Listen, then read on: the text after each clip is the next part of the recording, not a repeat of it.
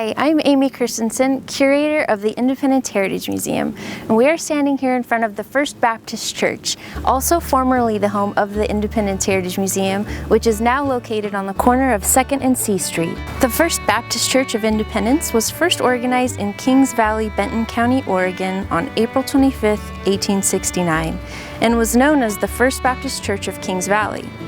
In October 1873, it moved the location of its services to Alexanderpole County, south of Independence, and changed its name to Antioch Baptist Church. Services were held in two different schoolhouses, both near Hilltop Cemetery. In May 1886, the congregation made a third move and erected a structure at 3rd and B Streets in Independence, and in 1888 changed the name to First Baptist Church. Dedicating the church occurred in 1889. A north wing was added in 1916. After serving the congregation for 86 years, this building was vacated, sold to the city, and became the home of the Heritage Museum. The new church building located at 1505 Monmouth Street was completed in February 1975. The Heritage Museum opened its doors in this location July 4th, 1976. I'm standing here with Ken Fetters. Ken, we're really grateful that you're letting us into your home today, and would you like to introduce yourself and a little bit about yourself and how you came across this property? Okay, so my name's Ken Fetters. I've been a general contractor for about 25 years. My wife and I have been looking for a property like this for about 30 years, and this happened to be the town that we were looking in, and this just came up. So it's fate that we ended up here.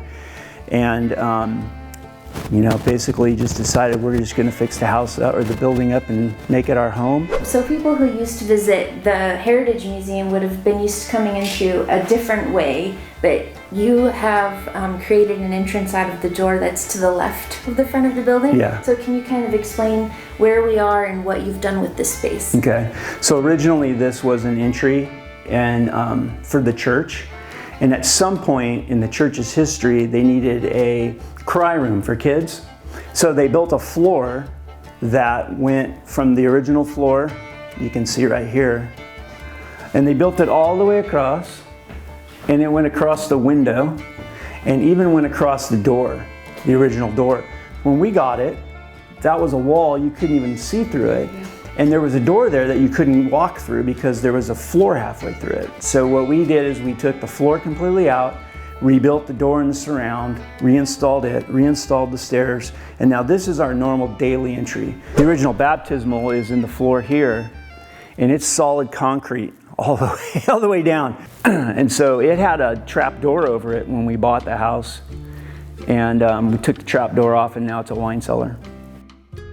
With this rod here. Yes. Can you explain to us what the function of this is? So it's called a collar tie, and probably what happened was when they built the addition, which is that side, they took this whole wall apart, and they figured that if they put this collar tie in there, that it would hold the building together.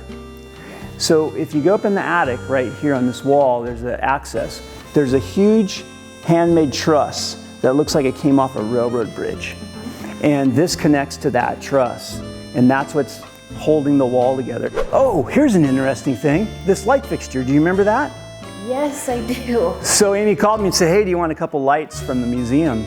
And I said, yeah, I'll take anything you got. So there was 2 of these, and they were in really bad repair.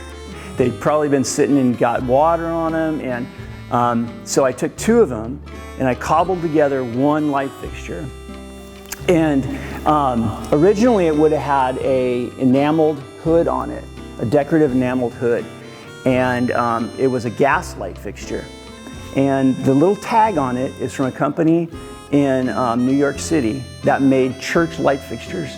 And the date on it is 1888. So we know for a fact that those 2 light fixtures were original light fixtures in the church, and they were gas. So this was another little room here where there was a copier and a false floor. Then in here's our bedroom, and you can see we have the stained glass in our bedroom, which is pretty cool. And we put this window or glass in here so that you could see those from the other room, so we don't lose those stained glass windows. when we took possession of it, there was a false floor here, and it came up to below this window, and this window was used as a door. And you walked out onto a landing on the roof, and then a couple of stairs going down into the backyard. Well, that was obviously not the original, because if you stood outside, you could see where the original door was. So we pulled all that out and then restored the original location and the original style of door. So there's an archtop door and an original and a landing that goes out into the backyard. When you get a place like this, you don't know what you're getting into. You know, you're like, you walk in, you see the paneling, you see the acoustic tile, and you're like, I have no idea what's behind those walls. And so you just start peeling it away like an onion, and then you run into something, and basically the comment I say is, you just got to throw money at it. Because if you got to fix it, you know, we've already bought the building, we've tore it half, the interior half out, you just got to go for it. And then, you know, save more money later, I guess, on something else. Well, Ken, let me shake your hand. Thank you so much for showing us around your beautiful home. Thanks. As a representative of the City of Independence, I'm so grateful that you're the one who has this building and are treating it so lovingly, and thank you so much for showing us. Thank you. Thanks for coming.